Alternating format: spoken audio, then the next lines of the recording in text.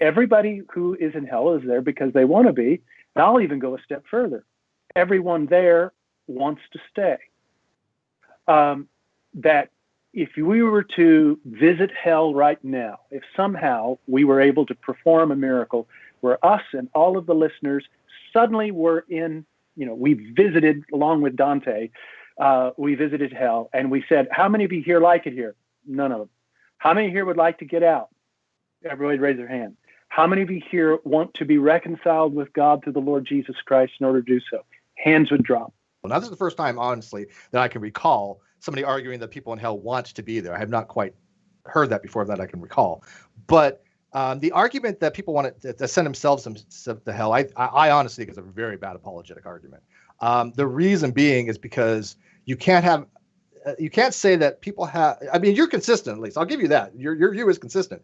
But there are people out there that have an inconsistency when they say, well, God doesn't send people to hell. They send themselves to hell. But that would mean that, as you said, that they would have the ability to choose to stay there or not, right? That you can't say people send themselves to hell and then deny them their ability to leave on their own accord, right? You can't say, I want to be there. I want to go to hell. But I don't know how many people say that, right? Because, again, saying that people send themselves there when it's again, I hate using analogies, but in this case, I think it works through the judicial system. Somebody says, well, maybe they do, but most people don't say, hey, look, I've committed this crime. I want to go to jail. Now, can it happen? Sure.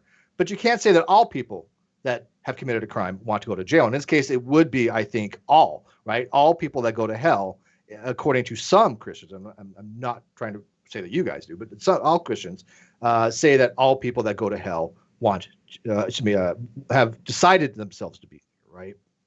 But in a sense, there's two options, right? Either you spend eternity in God's presence, and that requires that you are reconciled to God through the person of Christ, or you choose to spend the rest of eternity outside of an awareness of God's presence, to try to be more careful with my language. So those are really the choices. And so if you don't, want to be in God's presence for all of eternity, then God will grant that. Okay, that well, let me desire. ask you, as a non-resistant non-believer, and I knew we were getting into divine hiddenness at some point. This is a perfect interjection for it. As a non-resistant non-believer, as agnostic, I'm not against God existing, right? I'm like, okay, if God exists, I would like to know that. I think that, we tend to want to know true propositions. Now, I don't think that all true propositions are knowable, and I certainly don't think that we have the ability to even do so. And I think we have some false propositions, which may be beneficial to even have. But if God exists, I would like to know. I would be fine with that. If God said, hey, I exist, and you're like, okay, let's have a conversation. That'd be great. I like to learn. I like to know things.